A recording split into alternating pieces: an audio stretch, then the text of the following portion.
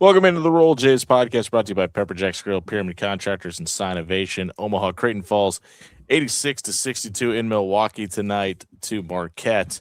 Obviously, Casey, I don't want to say much better, but a tougher effort out of the Jays down the stretch in the second half. Almost a 30-point deficit going in halftime. They cut that to 15 by 1 point in the second half, but just too much Marquette. I mean, the ability that Shaka Smart's team had tonight to pressure the ball and pressure Creighton's ball handlers and get them off their spots was incredibly impressive.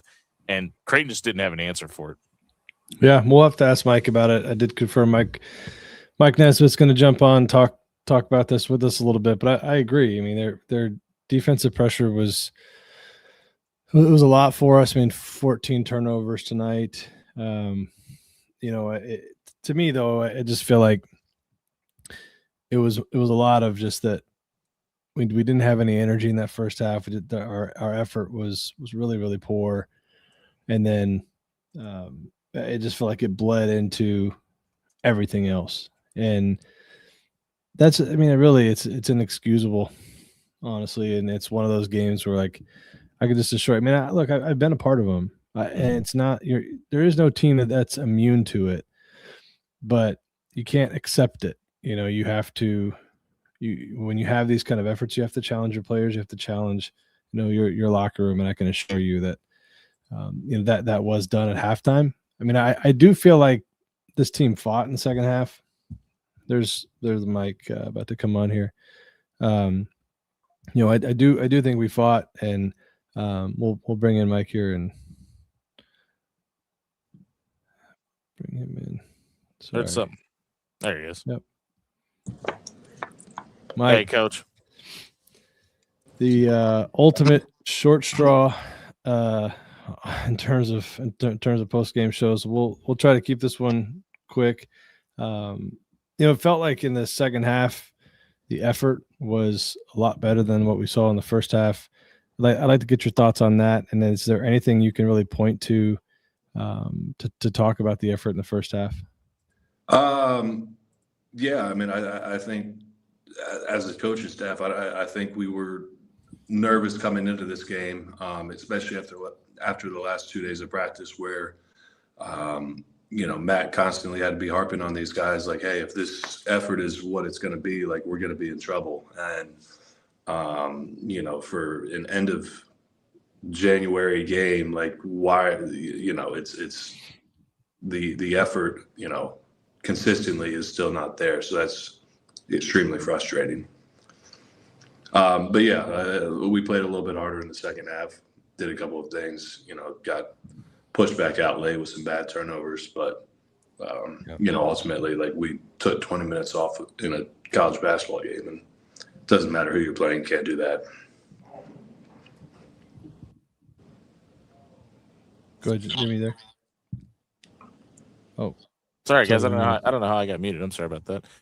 Coach, I'm not looking for you to make excuses or justify anything, but when you look at the guys that were out tonight, obviously Owen coming off the illness, lower leg injury, Jackson McAndrew's been out this entire season, Jason's playing banged up. It's mid-January. Everybody's hurt, but obviously your guys' roster is a little bit depleted right now. How much did that play into a factor of what we saw tonight?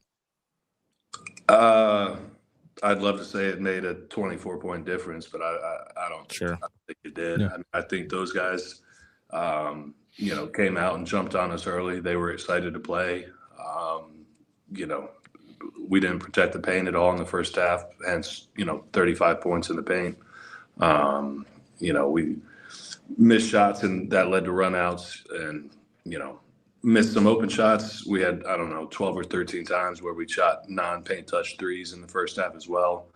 So we just didn't have anything on the offensive end, and that carried us to a lack of effort on the defensive end. Yeah, Mike, I mean, I hate to beat the dead horse there, but I do feel like that's exactly what happened. And that's what I said at halftime, and is this team, our team, is very, very one-dimensional offensively, and we rely on a perimeter jump shot. And there's nothing wrong with that. That's what this program has been kind of built around. That being said, when you relied on that and when you are more of an offensive minded program, I think you get your energy from your offense, and it's a lot harder, or it's a lot easier to get down on yourself. And then that you see that on the defensive end. But my question to you, and we've talked about this a little bit with you, is leadership. And when you have a team where the head coach is having to challenge you to practice harder on January 26th and January 25th, how do you identify somebody in the locker room that can do that challenging? Because if it's coming from the coaching staff at this point, it feels like it might be too late. Am I wrong? Or how do you? I mean, you've been in this game for a long time, and you've been in a lot of locker rooms. Like, what do you think the answer is? Yeah. Just guys continuing, to challenge. It's a tough question. I know. Yeah. I'm just curious. Like, it feels like we've seen moments though. Yeah, I think kind of like you and I both said, we are too much of a feel-good team right now. If shots are going down, we will play a little bit harder on the defensive end. But when shots aren't going down, who's going to have the toughness to say, let's get a stop? And I think, we didn't have it tonight. So, yeah, just 4 free throw attempts tonight for this team. Obviously, everything we just talked about, mid-range jumpers, 3-point shots. That's obviously not going to get you to the free throw line very often. Is that something that you guys feel is something needs to be a concentrated effort down these last 11 games? Yeah, I mean, anything that can get us easy points. I think Blake does a nice job of attacking the rim, and he did a nice job in the second half. Maybe not getting to the line, but attacking the rim off the bounce. But yeah, we got to put pressure on the rim, whether it be off the bounce, whether it be off the pass. Get back to being a little bit more balanced offensively. And look, we've said it. We're gonna try to keep this short for you. You got to roll, and it's just a all around disappointing night. But how quickly can we turn the page to UConn, or do you feel like this team needs to sit on this one a little bit? And I know obviously you can't sit on it too much because you got to get ready. But I guess being on that staff, do you feel like the guys need to sit and think about this one for a little bit, or are you going to just try and help them turn the page to UConn? Yeah, it'll be a late night getting back tonight, but we're gonna have to watch that. In my opinion, we're gonna have to watch this film and see it. There's mistakes that are correctable out there. Making shots, missing shots. We can do more than what we did. Especially on the defensive end in that first half. Yeah. Did you feel like the zone was different than you've seen? I mean, I feel like they played that zone, often enough. But it really kind of stagnated us. Was there anything you saw about that specifically? No. I think we spent a couple of days working on it, and I think in the first half we did have some good looks at if you knock down one or two of those and it doesn't turn into a basket on the other end, maybe the game changes, but. Our competitive spirit in general, was lacking tonight. So that's the frustrating part for us. Absolutely. Well, Coach, we'll let you go and get packed up, get ready to get on the plane, and head back to Omaha. Safe travels back. We'll catch up with you later in the season. All right. Thanks, guys. That's Creighton's assistant coach Mike Nesbitt joining us here on the Roll Jays podcast, brought to you by Pepper Jack's Grill and Pyramid Contractors. In case I didn't want to jump in when you're in the middle of asking a coach a question, but I think the thing for me that has consistently stood out, and you brought this up to Jeff Vanderloo. I think it was maybe after the Providence. I can't remember which game it was that we asked Lou about it, but there has been some clearance for a couple of guys on this team to maybe do some things we haven't seen Creighton basketball accustomed to doing, and specifically both Josh and Austin taking mid-range jump shots. Things that past Creighton teams have been specifically designed not to do or coached not to do. It's been a little I don't know if baffling is the right word to me, but head scratching to some degree, to where you mentioned in the halftime show that the identity of this team has been based around the offense. Well, it's been based around certain things from an offensive philosophy. And yeah, when things get hard and you get you face some adversity, you revert back to bad habits. But it just kind of feels like this doesn't look like a Creighton offense identity. This looks like stuff that we've seen Creighton coached to not do in the past. And that's not why Creighton lost tonight, and that's not why they're in the shape they're in now. But I just think it's really surprising to me how much it hasn't looked like a Greg McDermott offense from just the shot selection and the flow of the game. Yeah. Well, I think what Mike said there was one is really concerning.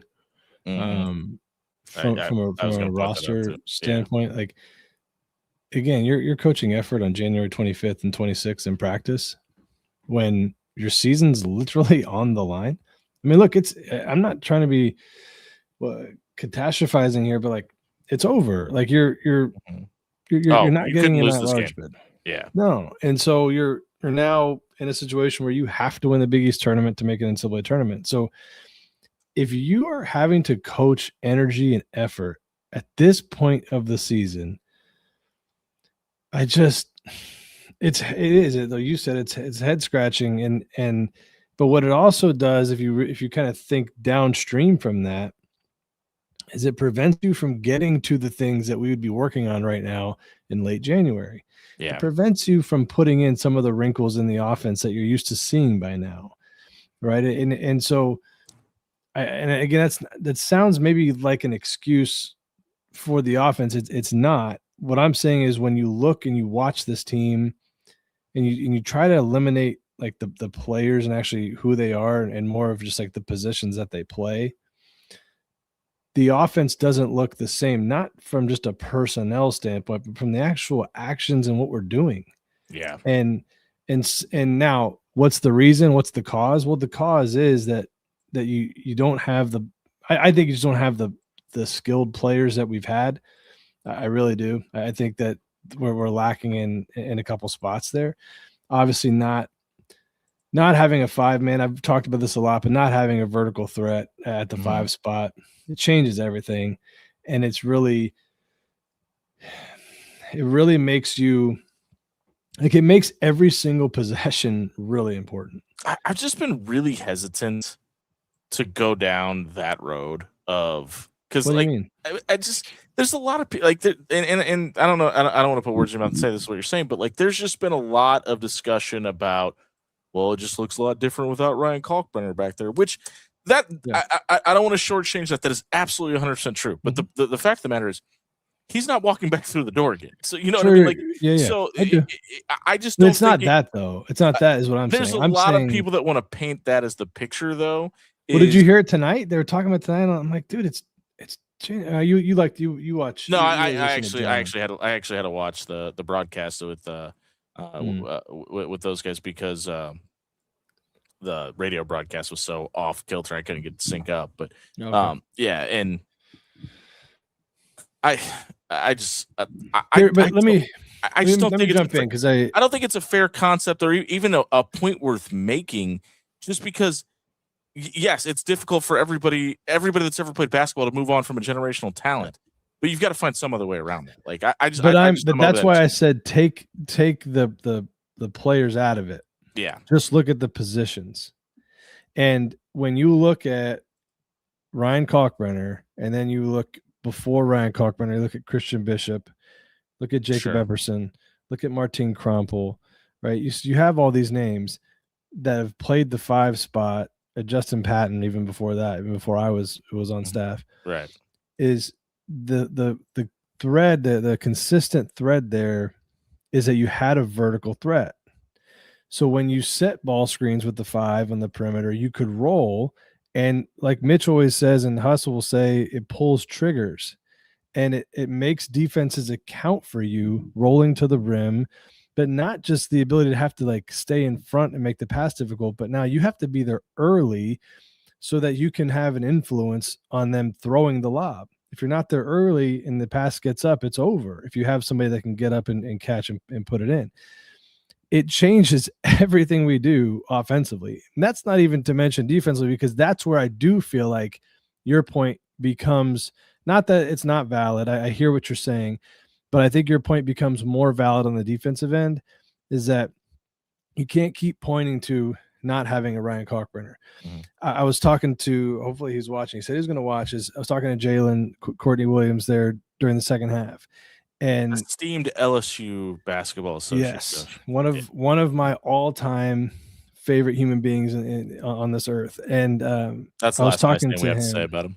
Yeah, I can say a lot of nice things about Jay, but we were talking about a little bit about that, and how when you have these kind of nights where the offense isn't very good, look, we've had him the last, I mean, since Mac's been here, since any coach has been here, we've had bad offensive nights, right? Yeah. The difference the last 5 years is that you did have Ryan Kalkbrenner back there defensively. Mhm. And whether he played hard, and he normally played hard, but whether he played hard or not, he's still 7 foot, and he still had a wingspan that created problems no matter what. Famously And not so- very good, just very tall. People on As Twitter, some people like to say. Twitter will tell you. But now he's wearing he's wearing an NBA jersey now. I don't think they give those away for free. But Yeah, they do not. either way, so I guess the point I'm making is, like, he covered up a lot of not only just bad technique, poor on-ball defense, but also he covered up a lot of just poor effort some nights, because he was so big and he didn't foul. He was going to be in the game for 30 plus minutes, a night. And so I think what you're saying in terms of you can't keep pointing at, because he's not walking back through the door because he's played an NBA game. He's not in the G League, so he doesn't have any more eligibility. Yeah. Is Hey, that, listen, I guess I should never say never, huh? yeah, but is that you're right? He's not walking back through that door. But go back before Ryan Kalkbrenner, because remember, now we changed our entire defense when Right. Ryan Kalkbrenner got here. We used to be more of a hard hedge team with Christian Bishop and Martin Krompel. So I think you can't look at that and point to that and say, oh, well, they're just really missing Ryan Kalkbrenner. No, we're not. No, we're not, because this team never had Ryan Kalkbrenner. There's a lot more. This is a completely different team. And so to me, the biggest difference, so offensively, one, we really don't have as much as we are a perimeter based team, we really don't have the shooters that we've had in the past. I mean, look, like we have guys that can hit shots when they're open and when they have time and space, but we don't have some of the guys that we've had here. And I think that what you see there is on top of that, you just have a lack of effort, a lack of energy, not only in game nights, but in practice, apparently. And it's compounding, and it's creating an issue to where you can't get, like, this is more like inside basketball, so to speak, is that your practice plans for this part of the season are very different than your practice plans at the beginning of the season. At least they should be. They have to be, yeah. They should be. But if you are coaching the basics right now, which is energy and effort, right, which you should have to coach anyways, but if you're still there, you can't get to the other stuff that you should be working on in late January. And so if you're not executing the things that you've been teaching and coaching since September, in October, in some instances sooner, then why would you put new stuff in? Right. Why would you put wrinkles in your offense if they can't get some of the basic fundamentals that you've been trying to teach from the beginning? And that to me is really frustrating. And it's look, I'm on record, that I was saying this is Mac's last year, and it just sucks. To me, it just really sucks that if this is truly Mac's last year, that there's a potential that it's going to end not being in an NCAA tournament, because I don't think he deserves that at all. And so it's just it's a frustrating feeling as someone who, loves him also, and loves the program. Like he's given a lot. And if these dudes that are going out on the court can't give him and our fans and everybody else their best, shame on you. Yeah. And I just feel like I'm sounding like I'm making excuses, and that's not what I want this to be. I just think we live in this era, and I think I'm more trying to diagnose what the problem is than really make excuses. But I just feel like we live in this era where everybody is all in on free agency and the transfer portal, and I think that's the right way to build things. Because listen, nobody's going to stop doing it, right? Mhm. But I think I think we're also in this era where you can't afford to miss. And I want to be very clear. I'm not saying that Owen Freeman not being available tonight is the reason that Creighton got drubbed by almost by 40, essentially. Mhm. But it's one thing to go from a generational player to replacing that guy, but to completely miss and have somebody completely play out of position in that spot and bring in two guys that are learning to play Americanized basketball on the fly. Yeah. I don't know how many teams can win like that. And I say that to say this. I believe through the transfer portal, and if Mac does choose to come back for next year, or if next year is the first year of Alan Huss in the one chair, that I feel like, and I hate to seem cocky as saying this, but it feels like that should be somewhat easily fixable. You just can't afford to miss again. Yeah, I mean, I agree. I think you said a lot there.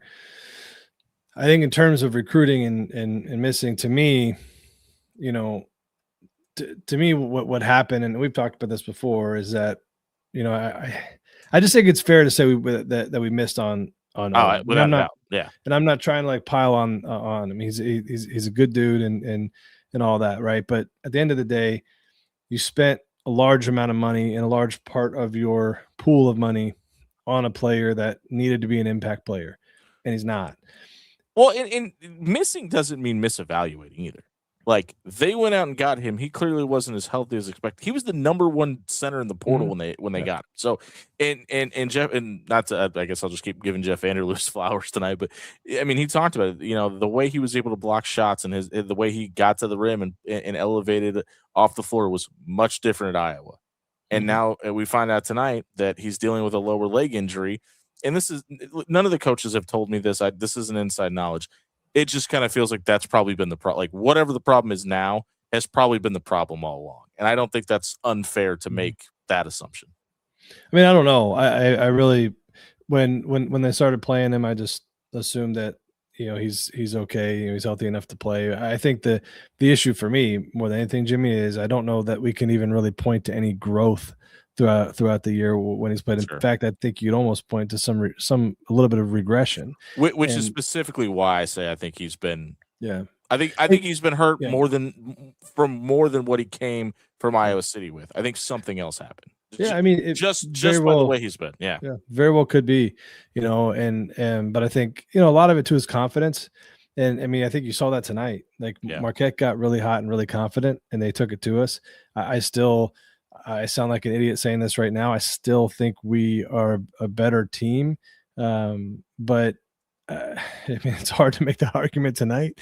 Yeah. But for what we've seen so far this season, I think it's fair. But, you know, I mean, again, it's credit to Shaka that team's getting better, and it's some of that is interesting to see. Like, if he can retain these guys, like then I think he's gonna come out potentially looking like the genius in the whole thing when we're all piling on him, telling him he's got to use the portal, and he's putting his middle finger up saying, I'm gonna do it my way. But as far as our team, yeah, I mean, look, I think going back to what I said, I think it's fair to say we missed on Owen. When you start looking at this from a financial standpoint, because you have to now, you also spend a lot of money on Josh Dix, who is a really good player, our best defender. There's no question about it. We wouldn't be, you know, even where we are now without Josh arguably the most important cog in the wheel. I agreed. And so, like, I think that one's fine. But then when you have to make decisions on who you're going to spend money on, that's where it's interesting, because if you could say, okay, I'm not going to spend what we spent on Owen. I'm going to go get, you know, the 7th, 8th guy on that list. Yeah. But I'm going to put that money towards a more athletic, person at whatever spot, right? What you can randomly pick one, right? Yeah. Spend some more money in those spots. How different does this team look? That to me is the question mark, because really, man, like, do I think if we had Jackson McAndrew that we're better? Sure. I think we're better with Jackson McAndrew, but do I think that him walking for 27 points better? Exactly. Yeah. Exactly. I think this team still has deficiencies even with Jackson, because again, if you're looking at Jackson versus Isaac Trout, I do believe that Jackson's a better player, but I don't know that I can tell you 100% like how much different is it? I don't know, but if play out this scenario where Jackson doesn't get hurt, that's what we would be looking at, would be Jackson playing over Isaac in terms of starting at the 4. So are we that much better? I don't know. I think you can argue they're very similar players. I just try to put myself, when we're having conversations like this, I just try to put myself in the coaching staff's shoes before the season started.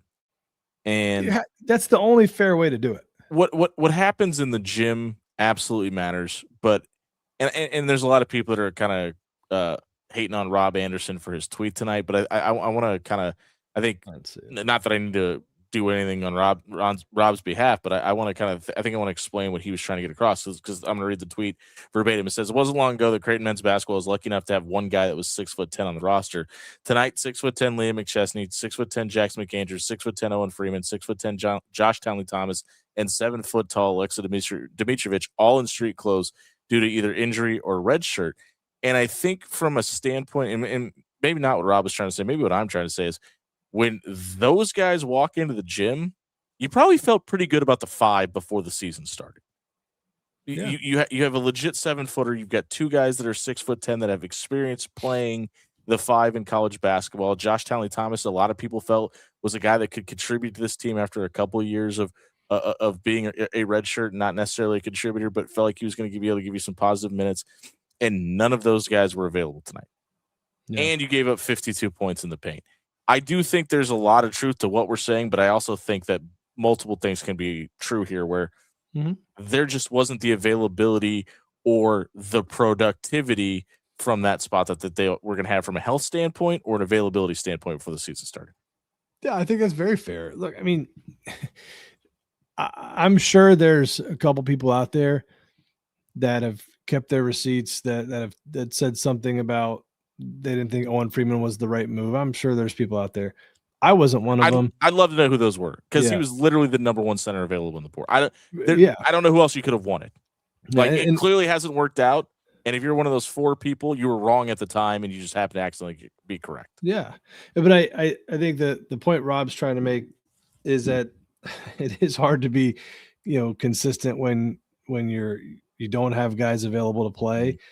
And that's Rob's job. So for anybody that's piling on him, I mean, that's just lame, because to me that dude, there is not a better, I could probably give you a couple of guesses of the Twitter handles, and I feel like you might be able to bat 1,000. Yeah. Just throw it out there. I'm sure I could, but whatever that's worth. I don't even pay attention much to that anymore. I just feel like Rob is an ambassador for Creighton basketball, and I think that's all we really need to say about that. The dude's unbelievable. But I mean, in terms of roster and that sort of thing, you're constructing your roster in the summertime. You don't know what's coming in the season. You don't know who's going to get hurt. Yeah. And again, I am not an excuse guy. I'm not sitting here telling you that we lost because Owen Freeman isn't what we thought Owen Freeman was going to be. That's not what I'm saying. There's a lot of reasons they lost tonight. I think we win this game tonight. Effort toughness is 1 and 2. Like, we could sit here and talk about coaching and adjustments and transfer portal and guys doing this and guys doing that. Yeah, they just weren't good enough tonight. No, and they went on an 8-0 run to end the game. Okay, and so they beat Marquette, by the way. Yeah. Just want to be very clear about that. So at one point, we were down by, I think, 12, right? Yeah, so they got it to 12 at one point. Right. So like, that to me is a sign that this team is just as good as Marquette at their place, like in stretches. If you don't have the first half that we had, with the effort and the energy being what it was, this is a much different game. And you're not going into halftime already kind of defeated and thinking that it's over. Instead of trying to rally the troops to just play hard, you're rallying the troops to win the game. And it's a very, very different, the motivation is very different. And so it's a crappy night, man. They do. And it's easier to say that, when you're trying to find a way to spin it and be positive, which, I have a tendency to do. But at the end of the day, it's you have to find a way. Like if you're looking at this as individual players, you have to understand like everything you're doing is on film, and coaches have decisions to make at the end of the season, and then this film is out there for your professional career as well, right? So like guys have to figure out a way to play hard. You can't be coached and can't be begged to play hard. You just can't. Not if you're going to be good. And now we're in a situation where you got UConn coming into our place, and they're not playing great, but they're finding ways to win. And it's going to be Dan Hurley and fans of UConn basketball. I think you owe an official or two $1 or $2 tonight, because I think they got a little bit of bail off in the stripes. Listen, that's nothing against UConn. They're one of the best teams in the country. I just think tonight they got a couple favors done on their home court. Really, I watched some of it, but I didn't see all of it. But I mean, yeah, it's that happens too. Yeah, sure. No, yeah, and I guess that's college basketball. The overarching kind of maybe ending point I was trying to make is you're in a situation now where you just have to admit where we're at. The at-large bid is no longer an option. Yeah, you got to win the Big East tournament, and I think that's important to point out too. And that is a very steep hill to climb at this point, and a lot to ask of this team that we just saw tonight.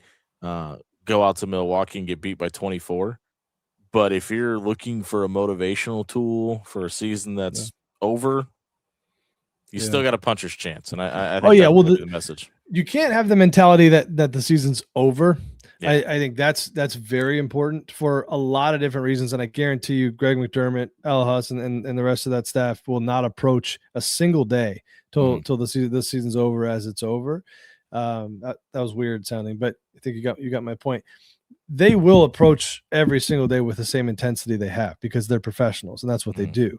But you do know, like, you now have to play for something different, and you now have to play for improvement. You now have to, like, if I'm Mac, I'm definitely playing Hudson Greer more. Why wouldn't you? Yeah. I mean, I just would, and I would be seeing what you have from him. Tonight was not his best night. 0 for 5 from the field, but that kid's going to be really good, and I think you got to see what you have from him. But I think in this situation now, you're looking for improvement night and night. You're looking for carryover, right? And then look, you just let the chips fall where they may in New York. That's the only thing that you can really do at this point. And if you're a player now, you really do have to look yourself in the mirror and ask yourself, like, what am I made of? And am I just going to lay down and quit, or am I going to go out and fight? And I really hope that that on that flight home tonight and tomorrow, as I sit and think about this one, that they decide fighting is worth it, because it's the only thing we have left, man. Yeah, I mean, there's a lot of things to nitpick, and we're going well past the half hour here, and I know we're trying to keep this one kind of shorter for obvious reasons. But there was one point where I think there was 11 minutes left to go in the first half, and only one guy on Creighton's roster had made more than one bucket from the field. Mm-hmm. I don't know how I don't care if Ryan Kalkbrenner does walk back through the door. I don't know how many teams could win like that. So there's still a lot of basketball left. There's still a lot of opportunities left. We'll see if this team is able to seize them and take advantage of it. This has been the Bluejays podcast. Don't forget to like and subscribe to Big East Energy Network on YouTube. Appreciate Pepper Jack's Grill, Pyramid Contractors, and Sinovation for sponsoring this podcast. And Home Field Apparel too. Hey, don't step on my read here. I was going to say, and if you're looking to attend the Pink Out game, obviously we would prefer you wear a pink shirt, but you're looking for some throwback gear to wear the rest of the Jays home games or just around Omaha, stop by homefieldapparel.com and get your throwback gear tonight. That's Casey Matthews. I'm the better looking of the two, Jimmie Allen. We'll see you on Saturday for the Pink Out game at the Chai. Roll Jays.